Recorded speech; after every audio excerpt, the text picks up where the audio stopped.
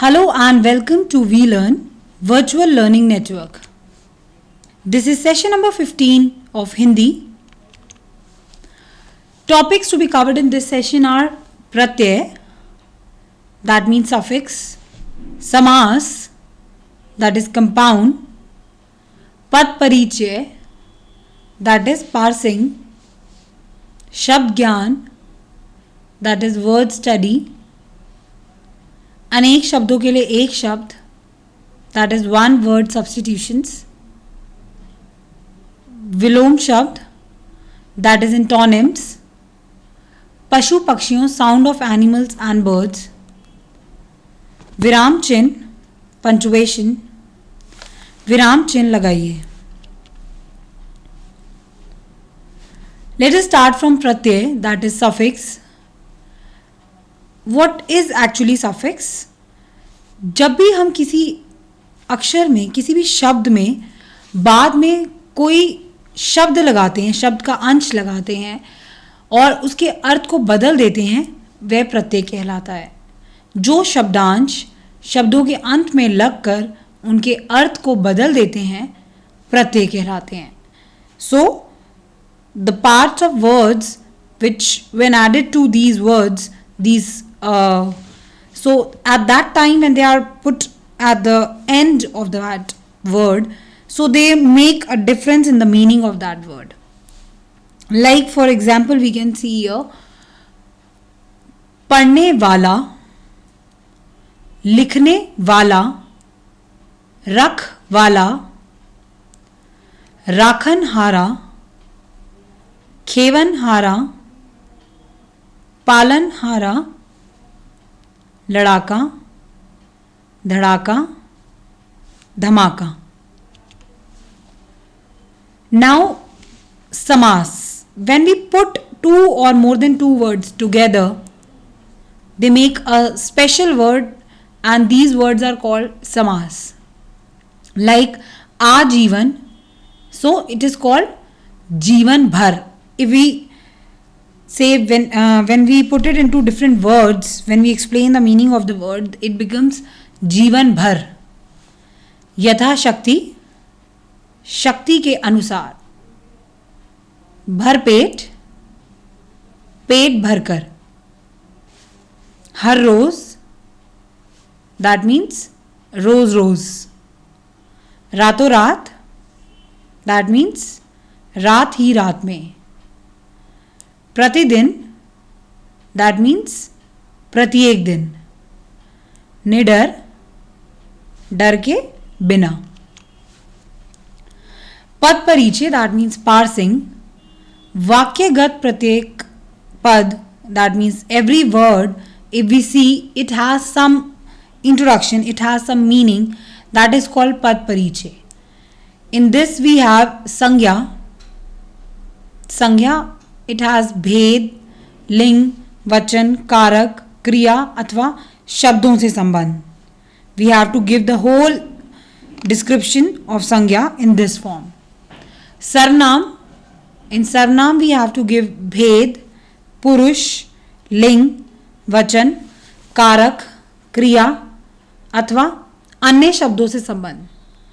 किस संज्ञा के स्थान पर आया है, if we know that also we have to tell. क्रिया, भेद, लिंग, वचन, प्रयोग, धातु, काल, वाच्य, कर्ता और कर्म से संबंध. विशेषण, भेद, लिंग, वचन, विशेष की विशेषता. क्रिया विशेषण, भेद, जिस कार्य की विशेषता बताई हुई हो उसके बारे में निर्देश. संबंध बोधक, भेद जिसके संबंध है उसका निर्देश. समुच्चय बोधक, भेद, अव्यक्त शब्द, वाक्यांश या वाक्य. विस्मय आदि बोधक, भेद अर्थात कौन सा भाव स्पष्ट कर रहा है. If we see here, for an example we can take this sentence, मैं गत वर्ष तुम्हें कन्याकुमारी में मिला था। सो मैं, इट्स अ सर्वनाम। विच सर्वनाम? पुरुषवाचक, उत्तम पुरुष, पुल्लिंग, एक वचन, कर्ता कारक से पता चला कि एक वचन, मिला था, क्रिया का कर्ता। गत विच इज विशेषण, गुणवाचक, पुल्लिंग शब्द, एक वचन, मूलावस्था, विशेष्य दैट इज वर्ष। वर्ष नाउ संज्ञा, जातिवाचक, पुल्लिंग, एक वचन, अधिकरण, कारक, मिला था, क्रिया का समय। तुम्हें सर्वनाम, पुरुषवाचक, मध्यम पुरुष, पुल्लिंग, एक वचन, कर्म कारक, मिला था, क्रिया का कर्म। कन्याकुमारी में दैट इज संज्ञा, व्यक्तिवाचक, स्त्रीलिंग, एक वचन, अधिकरण कारक, मिला था, क्रिया का स्थान। नाउ शब्द ज्ञान, word study. First will study about पर्यायवाची शब्द that is synonyms. Akash, that is sky. We have different words which is telling you about sky, that is Akash. Gagan, Nab, Asman, Vyom, Ambar. आँख, नेत्र, दृग, नयन, लोचन। ग्रह, घर, निकेतन, भवन, आल्य। जल, वारी, पानी, नीर, सलिल, तोय। पृथ्वी, धरा, मही, धरती, वसुधा, भूमि, वसुंधरा। सूर्य, रवि, दिनकर, सूरज, भास्कर। Now one word substitution that is अनेक शब्दों के लिए एक शब्द। जो परिचित ना हो, अपरिचित। आलोचना करने वाला दैट इज आलोचक। किसी की हंसी उड़ाना दैट इज उपहास। जो टुकड़े टुकड़े हो गया हो दैट इज खंडित। जिसे देखकर डर लगे दैट इज डरावना, भयानक। फल फूल खाने वाला शाकाहारी। जो जल में रहता हो जलचर। दया करने वाला दयालु। सत्य बोलने वाला सत्यवादी। विलोम शब्द, ऑपोजिट वर्ड्स, एंटोनिम्स। आशा, निराशा। आदर, अनादर। आज़ादी, गुलामी। आकाश, पाताल। अंधकार, प्रकाश। आरंभ, अंत। कड़वा, मीठा। उधार, नकद।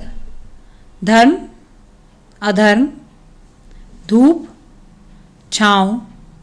नकली, असली। निकट, दूर। खुशी, दुख। जीवन, मरण। गरीब, अमीर। दिन, रात। मान, अपमान। मित्र, शत्रु। प्रश्न, उत्तर। बुराई, भलाई। स्वदेश, विदेश। सच, झूठ। लाभ, हानि। सरल, कठिन। हर्ष, शोक। शुभ, अशुभ, श्रम, विश्राम, विद्वान, मूर्ख. Now पशु and their sounds. बकरी, मिमियाना. घोड़ा, हिनहिनाना. हाथी, चिंघाड़ना. कुत्ता, भौंकना. शेर, दहाड़ना. कोयल, कूकना. चिड़िया, चहचहाना. विराम चिन्ह, पंचुएशन. अल्प विराम, दैट इज कॉमा, पढ़ते अथवा बोलते समय बहुत थोड़ा रुकने के लिए अल्प विराम चिन्ह का प्रयोग किया जाता है, जैसे सीता, गीता और लक्ष्मी. यह सुंदर स्थल जो आप देख रहे हैं बापू की समाधि है. हानि, लाभ, जीवन मरण, यश अपयश, विधि हाथ. अर्धविराम, दैट इज कॉमा, सेमीकोलन, जहां अल्प विराम की अपेक्षा कुछ ज्यादा देर तक रुकना हो वहां इस अर्ध विराम चिन्ह का प्रयोग किया जाता है. सूर्योदय हो गया, अंधकार न जाने कहां लुप्त हो गया. पूर्ण विराम, जहां वाक्य पूर्ण होता है वहां पूर्ण विराम चिन्ह का प्रयोग किया जाता है, जैसे मोहन पुस्तक पढ़ रहा है, वह फूल तोड़ता है. विस्मय आदि बोधक चिन्ह, that is sine of exclamation. विस्मय, हर्ष, घृणा आदि भावों को दर्शाने वाले शब्द के बाद अथवा कभी कभी ऐसे वाक्यांश या वाक्य के अंत में विस्मय आदि बोधक चिन्ह का प्रयोग किया जाता है, जैसे हाय वह बेचारा मारा गया, वह तो अत्यंत सुशील था, बड़ा अफसोस है. प्रश्नवाचक, दैट इज क्वेश्चन मार्क, प्रश्नवाचक वाक्यों में अंत में प्रश्नवाचक चिन्ह का प्रयोग किया जाता है, जैसे किधर चले, तुम कहाँ रहते हो. नेक्स्ट इज कोष्टक, दैट इज ब्रैकेट.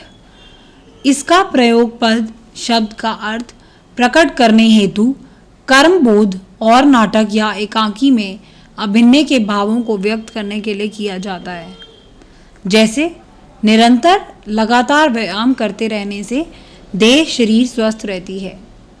विश्व के महान राष्ट्रों में एक अमेरिका, दूसरा रूस, तीसरा चीन, चौथा ब्रिटेन आदि हैं. नल खिन्न होकर, ओ मेरे दुर्भाग्य, तूने दमवंती को मेरे साथ बांधकर उसे भी जीवन भर कष्ट दिया. निर्देशक चिन्ह, दैट इज डैश. इसका प्रयोग विषय विभाग संबंधी प्रत्येक शीर्षक के आगे वाक्यों अथवा पदों के मध्य विचार अथवा भाव को विशिष्ट रूप से व्यक्त करने हेतु उदाहरण अथवा जैसे कि बाद उद्धरण के अंत में लेखक के नाम के पूर्व और कथोपकथन के नाम में आगे किया जाता है, जैसे समस्त जीव जंतु, घोड़ा, ऊंट, बैल, कोयल, चिड़िया सभी व्याकुल थे. तुम सो रहे हो, अच्छा सो.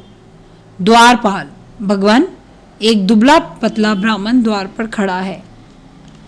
उद्धरण चिन्ह, दैट इज कोटेशन मार्क, जब किसी अन्य की उक्ति को बिना किसी परिवर्तन के ज्यों का त्यों रखा जाता है तब वहां इस चिन्ह का प्रयोग किया जाता है. इसके पूर्व अल्प विराम चिन्ह लगता है, जैसे नेताजी ने कहा था, तुम हमें खून दो, हम तुम्हें आज़ादी देंगे. अध्यापक ने छात्रों को बतलाया, रामचरितमानस तुलसी का अमर काव्य ग्रंथ है.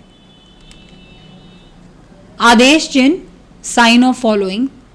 किसी विषय को कर्म से लिखना हो तो विषय कर्म व्यक्त करने से पूर्व इसका प्रयोग किया जाता है, जैसे सर्वनाम के मुख्य 4 भेद हैं: पुरुषवाचक, निश्चयवाचक, अनिश्चयवाचक, संबंधवाचक और प्रश्नवाचक.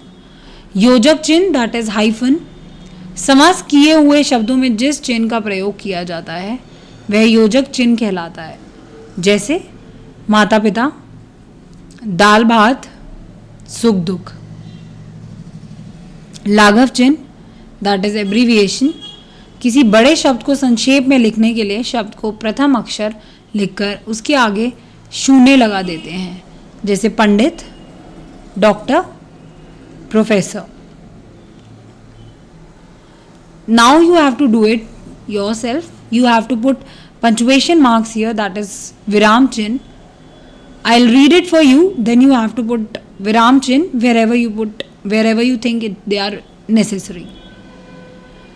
राम मोहन का भाई है, वह दोनों भाई स्कूल जाते हैं तथा अपना समय से काम पूरा करते हैं। वे आपस में बहुत प्यार करते हैं। उनकी माँ एक पढ़ी लिखी नारी है, वह हमेशा अपने बच्चों का ध्यान रखती है। उनके पिताजी एक दफ्तर में काम करते हैं। राम मोहन बड़े ही आज्ञाकारी पुत्र हैं, वह हमेशा अपने पिता की आज्ञा का पालन करते हैं तथा खुशी रहते हैं।